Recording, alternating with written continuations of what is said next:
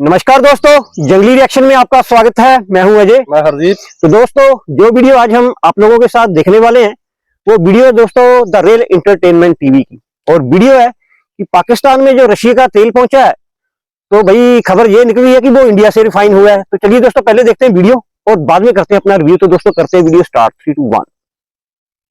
नहीं, मैं ये प्रोपोगंडा इस्तेमाल कर रहे हैं, जबकि ये पाकिस्तान के लिए बेहतर है। चलो सस्ता। अच्छा, मैंने ये कब बोला है कि ये नहीं अच्छा? मैं तो कहता हूँ घुमा फिर आके फिर वही बात कर रहे हैं कि इंडिया से आया। भाई इंडिया से आया, इंडिया में कुछ चीजों उसने नापाक हो गया पेट्रोल। इंडिया के साथ हमारा डायरेक्ट रिलेशनशिप होना चाहिए यार। आपके साथ बैठी है, अब यहाँ से उठते हैं, आप चले जाते हैं अमेरिका चले जाते हैं। भाई अब अमेरिका को आप नाराज नहीं कर सकते। मेरे भाई आप इसको स्टडी करें। सबसे पहले ये डायरेक्ट वेसल जो है ना रशिया से ये पाकिस्तान आया है, ये कहीं नहीं रुका।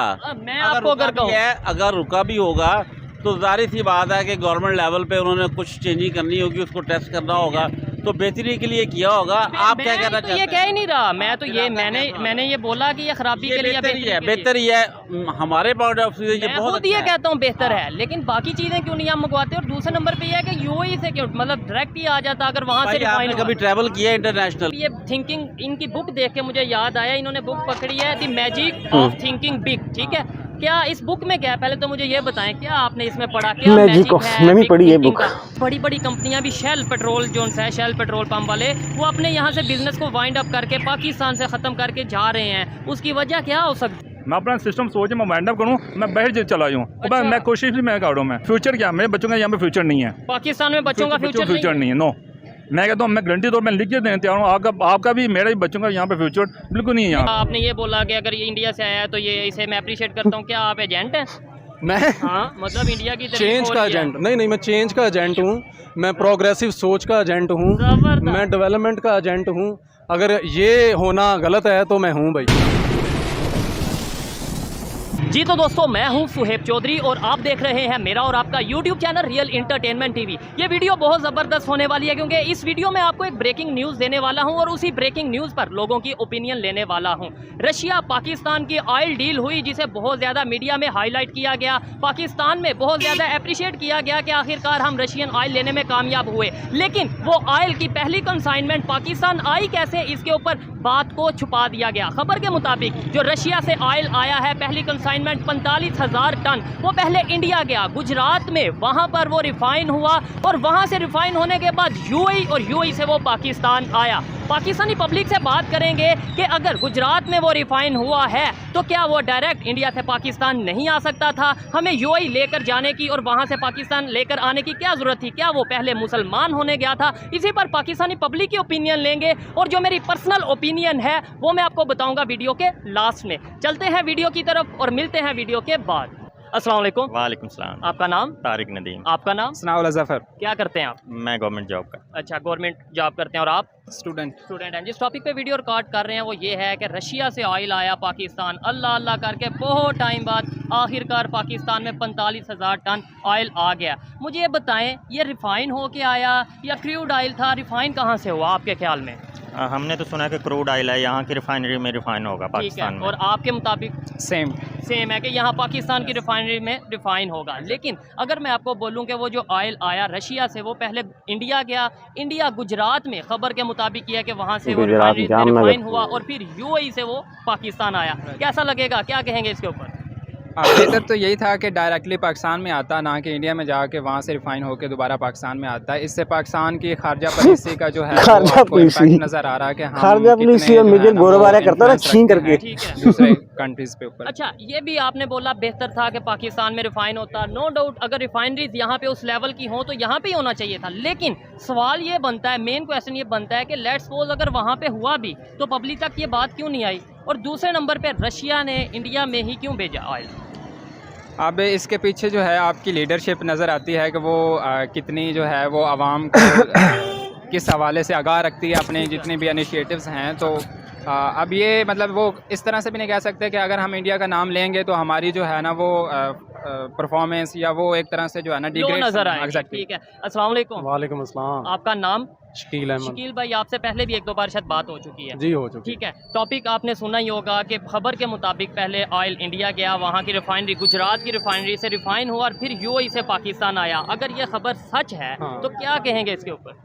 मैं तो अप्रिशिएट करूंगा, बेहतरीन है भाई, उनके पास रिफाइनरी है, अच्छी रिफाइनरी है। तो वहाँ हमारे पास है ही नहीं, हम क्रूड ऑयल यहाँ ला करके सीधा इंपोर्ट करके हम है। उसका क्या करें। नहीं, अटक में वैसे रिफाइनरी है लेकिन शायद इस लेवल की हाँ नहीं है। बिल्कुल। ठीक है, इससे पीछे भी अगर थोड़ा सा आप नीचे उतरे ना मजीद, इसकी जो रिलेशनशिप डायनामिक्स हैं, खासतौर पे इंटरस्टेट डायनामिक्स जो रिलेशनशिप के, ठीक है, उसमें भी उतरे तो आपको नज़र आएगा कि इसमें बुनियादी जो चीज़, हमारे पास रिफाइनरी है नो डाउट, हो सकता है वो रिफाइन भी कर पाए, लेकिन इसके पीछे जो एक अलायंस है ना, आपको क्लोज अलायंस, दो रिलेशन, जो दो स्ट्रॉन्ग पावर्स के दरमियान जो इंडिया अलायंस, रशिया के अलायंस, वो इंडिकेट करता है कि भाई आपका जो पावर में जो स्टेट्स होंगी, यानी जो फेस टू फेस या नेक टू नेक या शोल्डर टू शोल्डर निगोशिएशन में जाएंगी, वो उनकी पावर डिटरमिन करेगी कि उनके साथ रिलेशनशिप कैसा और कहाँ से चीज़ इंपोर्ट। अब हमें क्या ज़रूरत पड़ी कि भाई हम एक बार रशिया से आए इंडिया में से जाके यूएई से जाके फिर पाकिस्तान में आए, यानी उस पर जो आपका फ्रेट कॉस्ट है उसको देखें, वो तो डबल हो गई, डबल हो गया। हाँ, अच्छा, तो पाकिस्तान आपने में बोला, मैं इसे अप्रिशिएट करता हूँ। मैं भी ये कहता हूँ कि नो डाउट बिजनेस होना चाहिए, पब्लिक को सहूलत मिलनी चाहिए, चाहे जिस कॉस्ट में भी मिले, हाँ। पब्लिक को सहूलत मिलनी चाहिए।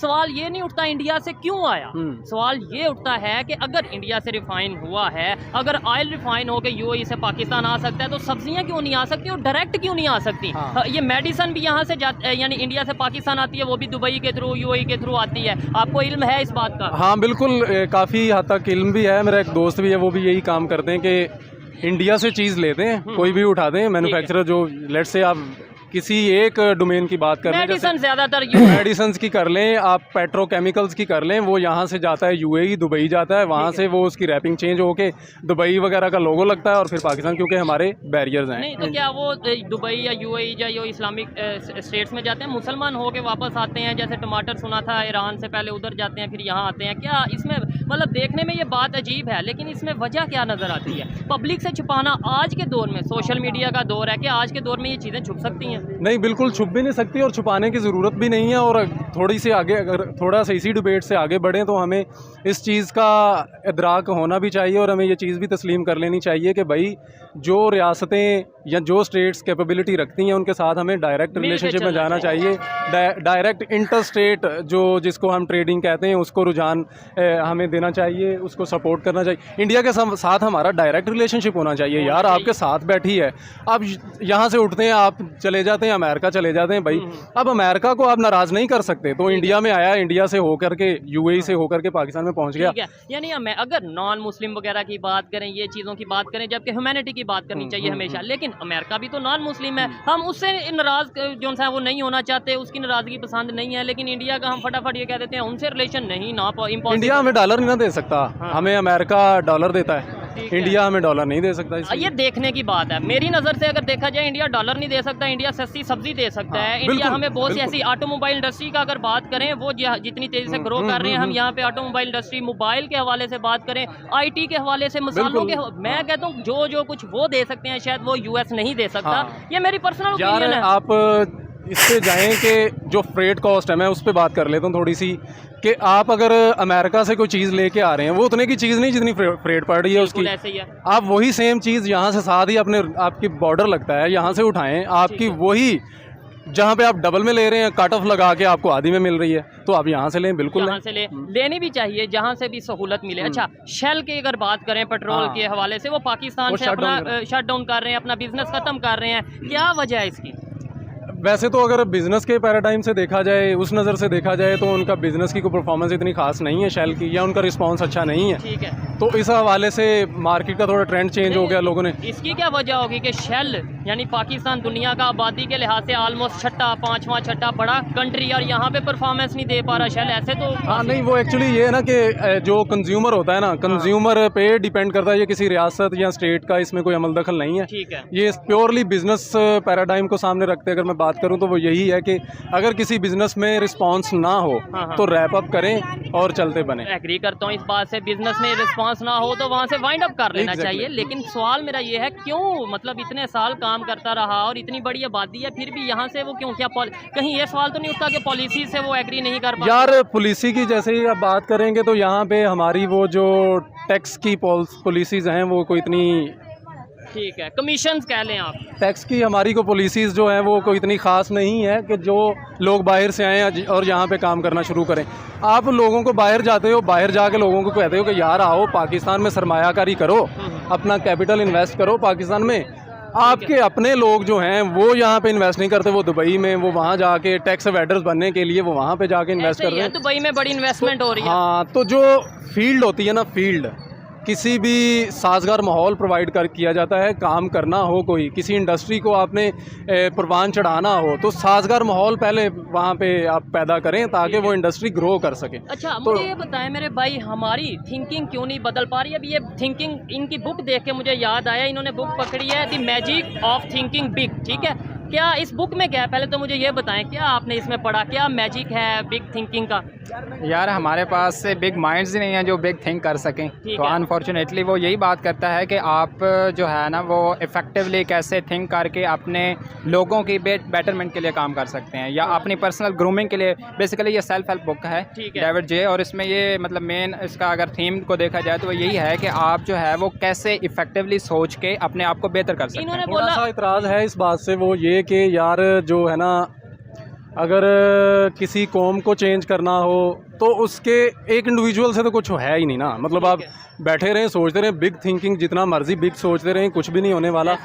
जो एक सांचा होता है ना, अब यूएसए में प्लेटफॉर्म बनने की जरूरत होती है। अब यूएसए में, चाइना में देखें, हर पैदा होने वाला बच्चा इतनी प्रोग्रेसिव सोच लेके कैसे आ जाता है। वहाँ पे माहौल ऐसा है, वहाँ पे सांचा ऐसा है, जिस सांचे में डलेंगे अब वैसे ही हो जाएंगे। अब यहाँ पे पॉलिसीज ऐसी हैं, इंफ्रास्ट्रक्चर वैसा है, बुरा बदतरीन गलीजतरीन। तो इसका मतलब आपको ये बुक पढ़ने का फायदा कोई नहीं हो, इन्हें फायदा कोई नहीं होने वाला क्योंकि सेटअप ऐसा है। फायदा इन्हें ज़रूर होने वाला है। एक्चुअली ये जो इससे सोच पढ़ के एटलीस्ट ये इन लोगों को तो बता सकता है ना, किसी के सामने ये चैलेंज तो कर सकता है ना कि भाई आपकी मानदा सोच है, आप इसे ख़त्म करके थोड़ा आएँ, एक दूसरे को इनवाइट करते हैं, दावत देते हैं, डिबेट का रुझान हम उजागर करते हैं। डिबेट का रुझान होना चाहिए। हमारे यहाँ पे सबसे शायद ज़्यादा जो मुश्किल वाली और परेशानी वाली बात है, हम किसी दूसरे की, इनकी बात को मैं एक्सेप्ट करने के लिए तैयार नहीं, ये मेरी बात को शायद एक्सेप्ट करने के लिए तैयार नहीं। आप क्या कहना चाह रहे थे? मैं ये कहना चाह रहा था कि जिस तरह भाई ने बात की बिल्कुल ठीक, कि आप इंटेलेक्चुअल्स को, आप यूथ को अगर इसमें इंगेज करेंगे तो आपको बेहतर लीडरशिप मिल सकती है। ठीक है। अगर आप यूथ को इसमें इंगेज नहीं करेंगे तो आपको इन फ्यूचर लीडरशिप कैसे मिलेगी? तो ये एक क्वेश्चन है, ये एक सवालिया निशान है कि हमारा अनफॉर्चुनेटली वो जो एक शुरू से ही आ रहा है कि आपकी पॉलिटिक्स, फैमिली पॉलिटिक्स जो है वो चलती आ रही है। कोई एक दूसरा बंदा जो है ना वो जब आना चाहता है अपनी पर्सनल कैपेबिलिटीज़ की बुनियाद पे तो उसको साइड पे कर दिया जाता है, जिसकी वजह से आपको लीडरशिप में लैग करना पड़ रहा है और इनडायरेक्टली आपको जो है आपका कंट्री भी जो है ना वो लैग करता है। आप क्या कहेंगे भाई इसके ऊपर? फिर आपसे वाइंड अप करते हैं बात को। ये कि बताएं, जो फ्यूल आया है, जो ऑयल आया है, क्या उससे पाकिस्तान में महंगाई कम हो गई है? महंगाई को छोड़े, महंगाई बढ़ गई भाई, कीमत ही कम हो गई है क्या? मेरे ख्याल में कोई कीमतों में कोई फ़र्क नहीं पड़ेगा। ये हो सकता है कि रशिया के साथ हमारे ताल्लुकात बेहतर हों। चलें, बात है, बड़ी खुशी वाली बात है। खुशी की बात ये है कि उनके साथ हमारी ट्रेड शुरू हुई है, यही है। इसके अलावा मुझे नहीं लगता कि कोई कीमतों में फ़र्क पड़ेगा। हमने तो सुना था कि रशिया डिस्काउंटेड प्राइस पे हमें ऑयल दे रहा है, लेकिन यहाँ पे उस तरीके से हमारे जो उनसे इसहाक डार साहब हैं, उन्होंने भी ये बोल दिया कि ऐसा सच कीमतों में कमी नहीं आएगी। क्या वजह है? कीमतों में कमी तो जिस तरह के हालात पैदा हो चुके हैं ना, कीमतों में कमी तो शायद ना आए उस तरह, लेकिन अगर आप मायोपिक आउटलुक के साथ आएँ कि आप दीवार से या एक फुट से 2 फुट से परे ना देख पाएँ, तो फिर हम ये दावा कर सकते हैं कि कीमतों में कोई ख़ास कमी नहीं आएगी। ठीक है। ये जो मैं लास्ट में भी, शायद लास्ट टाइम भी आपके साथ बात की थी कि ये जो आपके पास रियासतें होती हैं, इनसे जब आप चीज़ें इंपोर्ट करते हैं तो फ्रेट कॉस्ट कट होती है।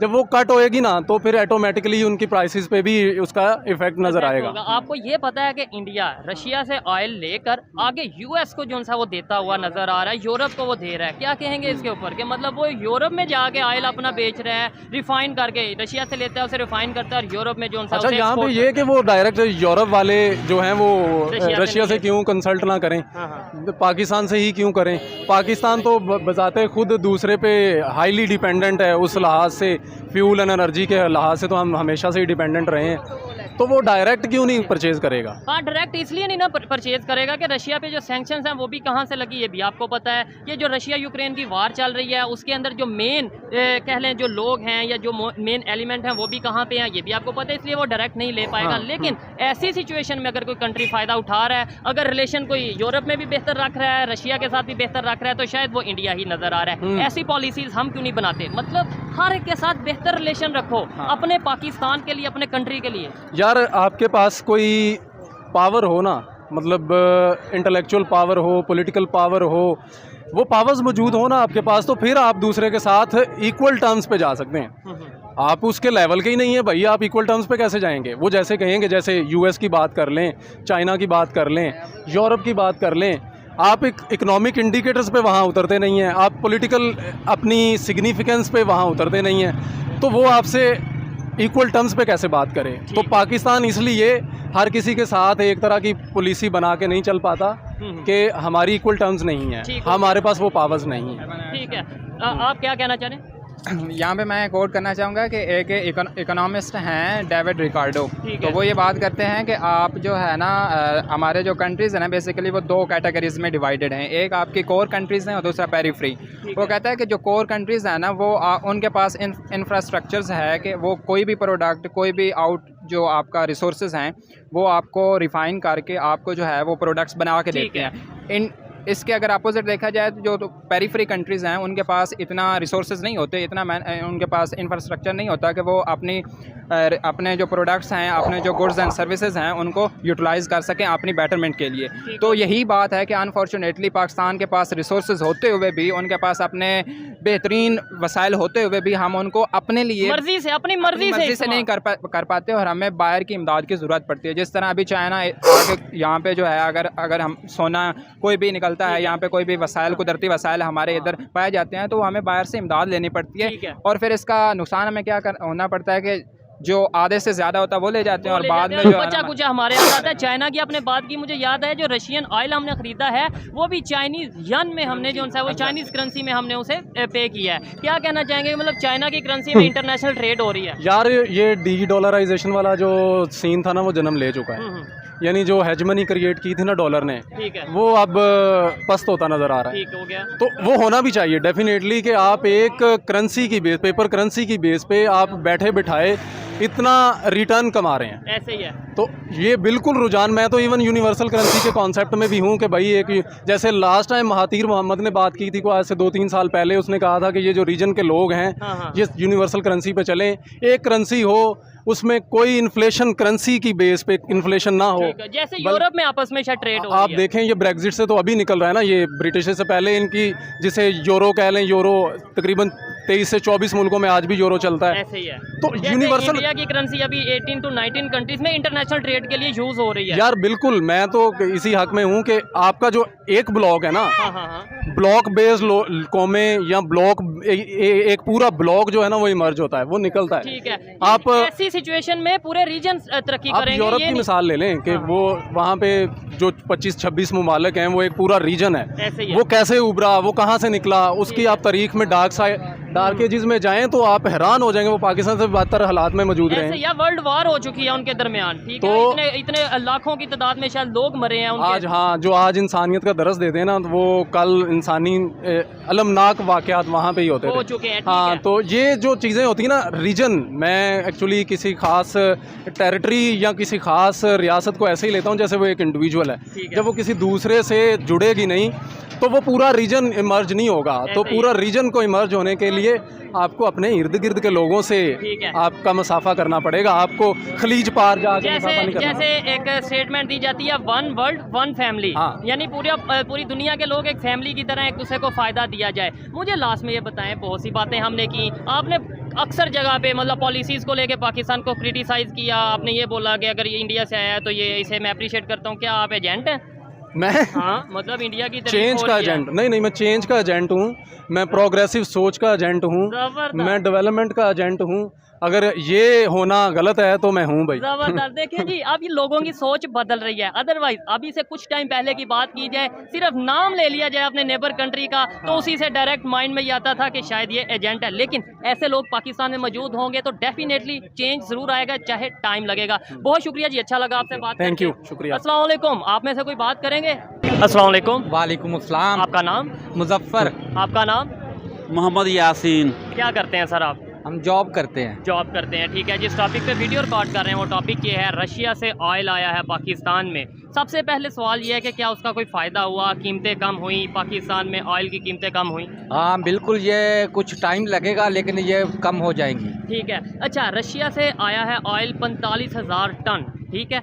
पाकिस्तान में क्या क्रूड ऑयल को जो रिफ़ाइन करने की मशीनरी मौजूद है? आपके ख्याल से ये रिफ़ाइन हो के आया या ऑलरेडी पहले से ही रिफ़ाइन था? मेरे ख्याल में तो ये क्रूड ऑयल आया, यहाँ रिफाइनरी में जाएगा और है। फिर उसको रिफाइन करके वो करेंगे। ठीक है। और अगर मैं आपको कहूँ कि ये जो क्रूड ऑयल आया ये इंडिया गया गुजरात में, वहाँ से ये रिफ़ाइन हुआ और फिर यूएई के थ्रू पाकिस्तान आया, तो आप क्या कहेंगे? तो हमें तो भाई ये चाहिए कि सस्ता तेल चाहिए, चाहे इसराइल से आए चाहे इंडिया से, हमें इसमें क्या गर्द लेना देना। ठीक हो वो गया। कहीं और भी जा सकता है कि इंडिया हमारे तेल पे ही बैठा हुआ है। बिल्कुल, ये बात मैं इस पॉइंट से एग्री करता हूँ भाई, अवाम की सहूलत होनी चाहिए, पब्लिक की सहूलत। लेकिन सवाल ये उठता है कि जो हमने यूएई मतलब इंडिया से रिफाइन हुआ और फिर यूएई गया, ठीक हो गया, फिर वापस आया, तो ये डायरेक्ट क्यों नहीं पाकिस्तान आ गया? जो इतना एक वाया हुआ है उसका, उसके ऊपर एक्सपेंस भी हुए होंगे वो जो सारे हैं, क्या वो वहाँ यूएई मुसलमान होने गया, वहाँ से वापस आया? लेकिन फिर भी लेकिन बिल्कुल आप गलत, मैं बताता हूँ ये मेरे भाई, आप इसको स्टडी करें। सबसे पहले ये डायरेक्ट वेसल जो है ना रशिया से, ये पाकिस्तान आया ठीक है। है, ये कहीं नहीं रुका।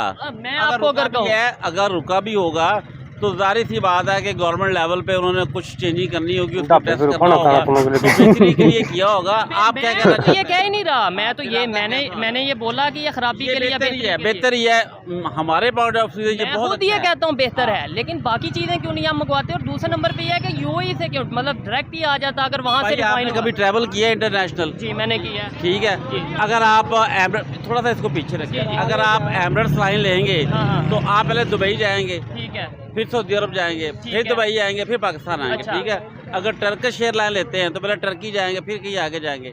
इनके भी रूट्स होते हैं। अच्छा, हाँ जी। मतलब अगर इंडिया साइड गुजरात से ये ऑयल जो सा रिफाइन हुआ ये ये तो आप रूट कह रहे होगा। हैं, अब इसको नहीं study मैं करना पड़ेगा। study ये प्रोपेगेंडा प्रोपेगेंडा। इस्तेमाल कर रहे हैं, जबकि ये पाकिस्तान के लिए बेहतर है। चलो सस्ता अच्छा, मैंने ये कब बोला है कि ये नहीं अच्छा? मैं तो कहता हूँ घुमा इसका फिर मजीद। आके फिर वही बात कर रहे हैं कि इंडिया से आया। भाई इंडिया से आया, इंडिया में कुछ चीज़ उसने नापाक हो गया पेट्रोल। तो मैंने ये बात की है कि भाई वहाँ से नहीं आना चाहिए। मैं तो कहता हूँ सब्जियां भी वहाँ से आए, मैं तो कहता हूँ दालें भी वहाँ से आए, जो चीज़ हम ले सकते हैं। मेरा सवाल ये है कि हमने ये गवर्नमेंट पब्लिक को क्यों नहीं चीज़ बताई? अगर ऐसा हुआ है तो पब्लिक को क्यों नहीं बताया? अगर ये रिफाइन वहाँ से हुआ है, पाकिस्तान में ये रिफाइन नहीं हुआ, नहीं, कहाँ रिफाइन हुआ है? ये इंडिया में गुजरात में। तो इधर इनके पास मशीनरी नहीं होगी, ठीक उधर हो जाएगा। तो अच्छी बात है, अटक रिफाइनरी वैसे है, लेकिन मेरा ये सवाल नहीं, आप मेरे सवाल को गलत समझे कि भाई इंडिया से क्यों है। मैं तो कहता हूँ आए, जो चीज़ पब्लिक के फ़ायदे के लिए वो हो, चाहे वो फ्यूल है चाहे टमाटर है हो, लेकिन मैं ये कह रहा हूँ बाकी चीज़ें बंद की। और दूसरे नंबर पे बड़ा इशू ये है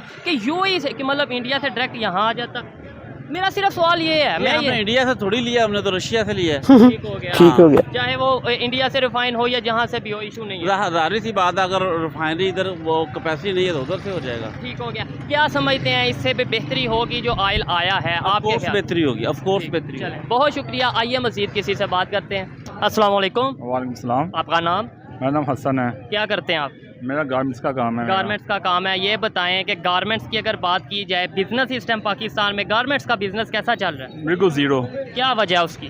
सब महंगाई, लोगों के पास रोटी खाने के लिए पैसा नहीं है। बेचारे सूट कहाँ से लेंगे? वो इतने महंगे मंगाए, कपड़ा महंगा, बहुत चीज़ें महंगी हो गई हैं। इंसान के पहुँच से बहुत ऊपर चीज़ें चली गई हैं। ठीक है। तो इंसान अफोर्ड नहीं कर पा रहा। आपके ख्याल से इसकी वजह क्या है? मतलब महंगाई वजह है, महंगाई। और महंगाई करने वाले कौन हैं?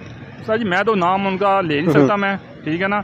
ये हुक्मरान को चाहिए या वहाँ को लीफ दे। देखिए ना, वहाँ बच्चा रोटी पूरी करेंगे या बच्चों को सूट में पहनेंगे। ठीक है। अच्छा, रशिया से ऑयल आया है, मतलब यहाँ पे तकरीबन 45,000 टन ऑयल पाकिस्तान में आ चुका है। क्या पेट्रोल की कीमत कम हुई है पाकिस्तान में?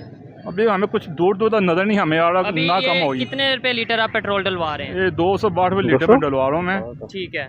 वो हमें नहीं लगता कि हमें लीव मिलेगा। क्यों सर, ये लीव मिलना बड़े लोगों को मिलना है, हमें कहाँ मिलना है। हम तो रोटी पूरी कर रहे हैं बस। ऊपर से इतनी महंगाई हो गई है, कसम खुदा की बहुत मामला मुश्किल हो गया कारोबार चलाने। आपने जो बात की है ना रिलीफ ऊपर वाले लोगों को या अमीर लोगों को मिलना, उसे रिलीफ नहीं, उसे करप्शन कहते हैं। करप्शन के थ्रू वो फ़ायदा लेंगे। खैर ये बताएं, बड़ी बड़ी कंपनियां भी, शेल पेट्रोल जो है, शेल पेट्रोल पंप वाले, वो अपने यहाँ से बिजनेस को वाइंड अप करके पाकिस्तान से ख़त्म करके जा रहे हैं। उसकी वजह क्या हो सकती है? हमारे लिए लंबा फिक्री है, हमारे लिए कंपनी जा रही हैं, कंपनियां जा रही हैं। और ये तो एक कंपनी मैंने बताई है, इसमें बड़ी कंपनी है। जी जी, मैं क्या हमारी लंबा फिक्री है। हम देखें ना, यहाँ पर इंडस्ट्री लगनी चाहिए, बड़ी कंपनी यहाँ बनाई चाहिए। अब कंपनी जा रही है यहाँ से, देखिए ना आस्था कर, यहाँ पर वाइंड अप हो रहा है यहाँ पे। और बांग्लादेश की अगर बात करें, वहाँ पे कंपनियां बढ़ती जा रही हैं। वहाँ पे टेक्सटाइल की, आपके कारोबार के हवाले से, गारमेंट्स के हवाले से बात करें, वहाँ पे जो सा वो बिजनेस बढ़ता जा रहा है। ये सर, ये हुक्मरान को सोचना चाहिए ना यार कि वहाँ को कारोबार देखे ना, मुझे लीव मिलेगा ना, मैं इंडस्ट्री लगाऊंगा यहाँ, मैं मजीद आपका कारोबार वसी करूँगा। मैं मुझे लीव ही नहीं मिलता, मुझे टैक्स में तो नहीं। मैं सोच रहा हूँ, मैं अपना सिस्टम सोच मैं वाइंड अप करूँ, मैं बाहर चला जाऊँ। अच्छा। मैं कोशिश भी मैं करूँ मैं। अच्छा, यानी ये मोस्टली बहुत से ऐसी यूथ खासतौर पे बात करें, वो यही चाह रहे हैं कि पाकिस्तान से अपना बिजनेस या स्टडीज या जॉब जो भी है वाइंड अप करके फॉरेन कंट्री में जाए। मैं ये झूठ तो नहीं बोल रहा? मैं बिल्कुल सच कह रहा हूँ, और मेरे दोस्तों का यही ख्याल है, या हम यहाँ से वाइंड अप करें, बाहर जाएं। क्योंकि तो पाकिस्तान का क्या बनेगा अगर बिजनेसमैन, आप देखें ना, बिजनेसमैन है, चाहे छोटे लेवल के बड़े लेवल के, मुझे नहीं पता, लेकिन अगर बिजनेसमैन पाकिस्तान से बाहर चला जाएगा, कारोबार वाइंड अप करके चला जाएगा, तो यहाँ पे फिर क्या होगा? सर जी, ये बड़े लोगों को सोचना चाहिए। जो हमारे हुक्मरान बैठे हुए हैं, इतनी तनख्वाह लेते हैं, किस लिए लेने तनख्वाहें? देखिए ना, आप मैं लाखों में लूँगा, मुझे चाहिए वहाँ का सोचना। अब उनको चाहिए ना वहाँ को सोचना यार, कि वहाँ पर भूखी मारी है, रोटी पड़ी नहीं, वो बेचारा ये सोचेगा मैं बाहर जाऊँ, मैं बाहर कमाऊँ बच्चों के लिए, अच्छा मस्तिष्क सोचूँ। कौन से कंट्री का सोच रहे हैं? मतलब मैं कनाडा का सोच रहा हूँ, अमेरिका का सोच रहा हूँ, जहाँ मेरे मामू रहते हैं, कनाडा में मामू रहते हैं मेरे, मैं वहाँ का सोच रहा हूँ कि वहाँ पर। वैसे आपने बोला अमेरिका का सोच रहे हैं, तो अमेरिका के बारे में हम कहते हैं अमेरिका तो हमारा दुश्मन है, जो पाकिस्तान में करा रहा है अमेरिका करवा रहा है, और वीज़ा भी हम अमेरिका का लेना चाहते हैं। अरे भाई, आप सोच रहे हैं ना, हम तो चाहिए बच्चों की रोटी चाहिए बच्चों के लिए, ठीक है। चाहे मैं सऊदी जाना पड़े, चाहे मैं अमेरिका जाना पड़े, मुझे देखो, मैं जहाँ पर मैं सुलूत होगी मैं वहाँ पर जाऊँगा, जहाँ पे पेट पलेगा आपका और बच्चों का। जी, वहाँ पर जाऊँगा। यही बात है, और यही चीज़ हमारी गवर्नमेंट को सोचनी चाहिए कि भाई ये मुस्लिम नॉन मुस्लिम दुश्मन दोस्त को छोड़ें, बिजनेस को प्रमोट करें, पाकिस्तान में बिजनेस लेकर आएँ, अपने रिलेशंस बेहतर करें, और इसके अलावा पाकिस्तान की जो पब्लिक है उन्हें किसी तरीके रिलीफ दें, आसानियाँ पैदा करें। अदरवाइज यूथ, अदरवाइज कारोबारी तबका, बिजनेसमैन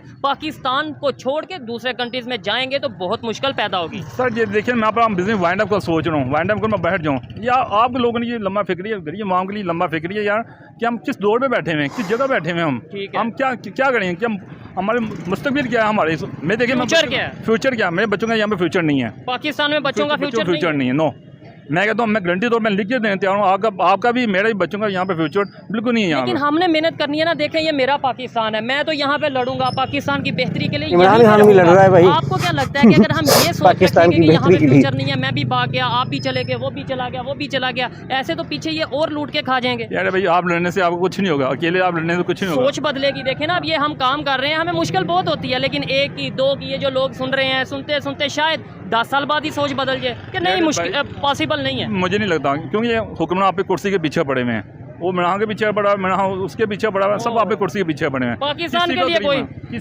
किसी को अपने होता है वहाँ का है ही नहीं कुछ। देखिए ना, हर बंदे पूछे, ये खड़े हैं, इनसे पूछे क्या हालात हैं, रोटी ने खाई भी या नहीं खाए, हाँ। सबसे पूछे यहाँ क्या हालात हैं, हर बंदा रो रहा है इस वक्त। ये मैं टैक्स कैसे दूंगा? मैं टैक्स कैसे दोगे जब बिजनेस ही नहीं हो रहा, घर की पेट नहीं भरा जा रहा, टैक्स कैसे भरेंगे? खैर, अच्छा लगा बात करके। तो दोस्तों, वीडियो हो चुकी है खत्म, और क्या जबरदस्त वीडियो बनाई थी भाई ने, लेकिन पाकिस्तानी लोगों को कोई फर्क नहीं पड़ता है। अभी तो कहीं से भी आए, उनको भी तेल से मतलब है।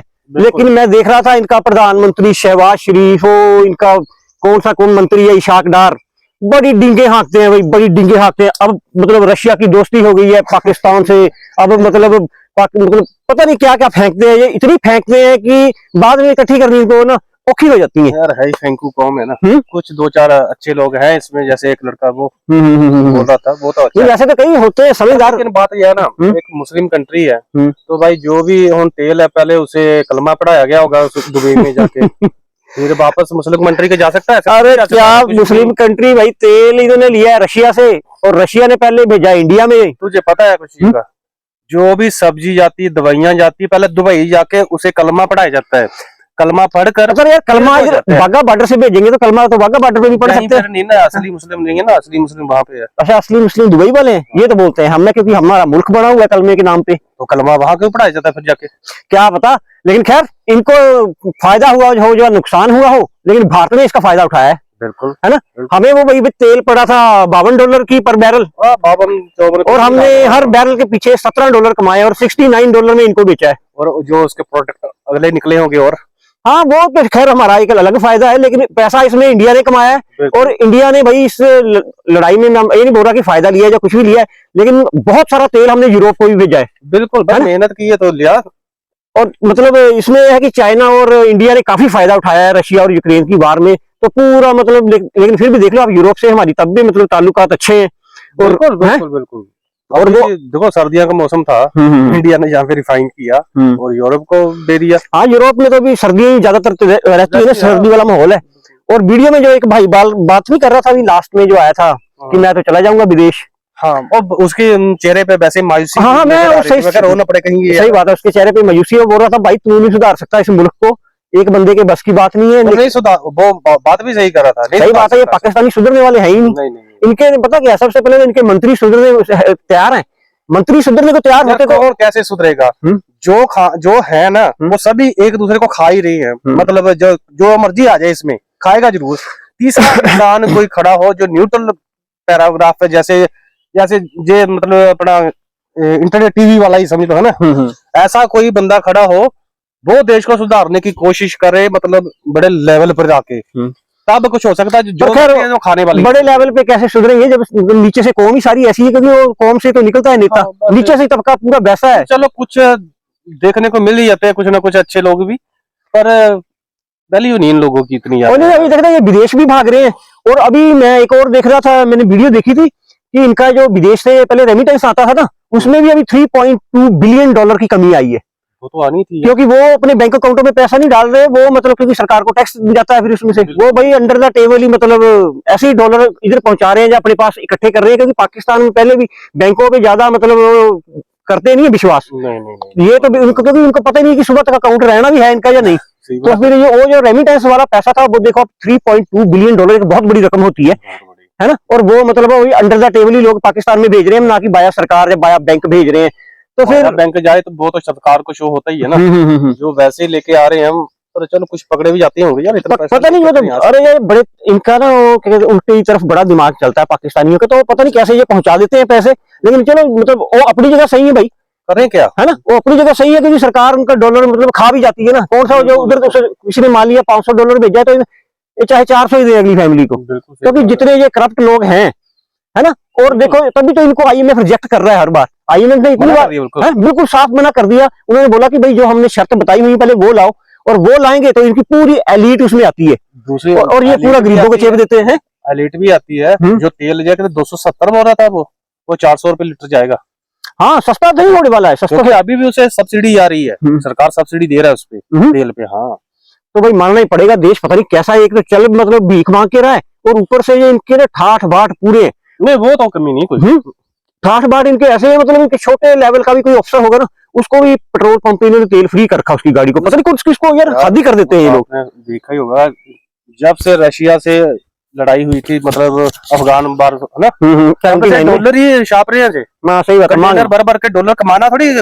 और इन्होंने मतलब रखे हुए, सुनने में यही आता है कि वो मतलब बोरियों में दबा के रखा हुआ है अपने घरों में। मैं बोलता रहा हूँ, कंटेनर भर के लोगों ने रखे हुए, जिनका हाथ चला था उस टाइम, जिसने वो कैप्चर कर लिया ना, वो दबा के रखे हुए हैं। तो वही ना, ये सारे फायदे देखते हैं अपने आप के लिए और गरीबों का फायदा देखते नहीं, तो इसलिए IMF ने इनको साफ मना कर दिया है। और श्रीलंका भी डिफॉल्ट हुआ था, लेकिन वो अपने पैरों पे आ गया, क्योंकि वो ईमानदार लोग हैं। लेकिन ये मुसलमान लोग हैं ना, इन्होंने कलमा पढ़ रखा, और भाई इनके जैसे मतलब अभी तो ये पाकिस्तानी खुद ही बोलते हैं, हम क्या बोल रहे हैं, इनके जैसे मतलब करप्ट लोग, एक दूसरे की पेंटे खींचने वाले, एक दूसरे का मतलब पूछो, मतलब अगर इनका कोई विदेश चली जाए पूरी फैमिली, तो जब तक अगर वो वापस आए 2 साल बाद, तो उसका घर भी नहीं मिलेगा, वो सारे मतलब गुंडाराज हो गया होगा वहां पे।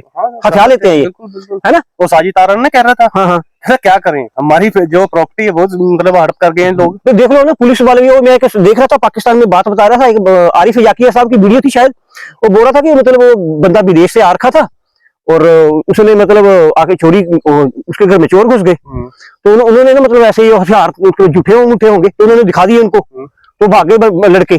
तो बोला थोड़ी देर बाद पुलिस आ गई थोड़ी देर बाद पुलिस आ गई कि तुम्हारे पास हथियार रखे हुए हैं। उन्होंने बोला नहीं जी नहीं, हथियार नहीं थे, तो हमें जूठे मूठे हथियार थे, हम डराने के लिए रखे हुए थे। और जैसे पुलिस गई है चोर दोबारा आ गए। मतलब चोर पुलिस का बिल्कुल सास बहू वाला रिश्ता वहां पे, तो मतलब सब एक दूसरे को आपस में लूट रहे हैं। तो ये है भाई इनका मुसलमान देश, इस्लामिक राज्य, इस्लामिक रिपब्लिक पाकिस्तान। नफीजा खान बोलती है कि इस्लामिक जमहूरिया पाकिस्तान। भी सलाम करते हैं भाई सलाम ही करते हैं भाई, तुम लोग बड़े जबरदस्त हो, एक दूसरे का आपस में खाए जा रहे हैं एक दूसरे को और आपस में मार काट रहे हैं। तो खैर शोएब भाई देखते हैं अभी कितनी बदलाव लाते हैं। उन्होंने बोला कि मैं 10 साल भी लगा रहूंगा तो बदलाव लाऊंगा, लेकिन भाई मेरे को लग ही रहा है कि बदलाव कहीं आने वाला है पाकिस्तान में, क्योंकि बहुत ही रेडिकलाइज यूथ है और मेन चक्कर है ना, समझा सकते हैं, पढ़ाया ही गलत जाता है शुरू से। बिल्कुल। तो ठीक है दोस्तों, वीडियो लंबी ना करते हुए वीडियो को करते हैं यहीं पे समाप्त, और जो दोस्त नए हैं चैनल पे वो हमारे चैनल को जरूर सब्सक्राइब कीजिएगा। तो ठीक है दोस्तों, मिलेंगे इसी तरह की वीडियो के साथ, तब तक अपना ख्याल रखिए। जय हिंद, जय Bharat and thanks for watching.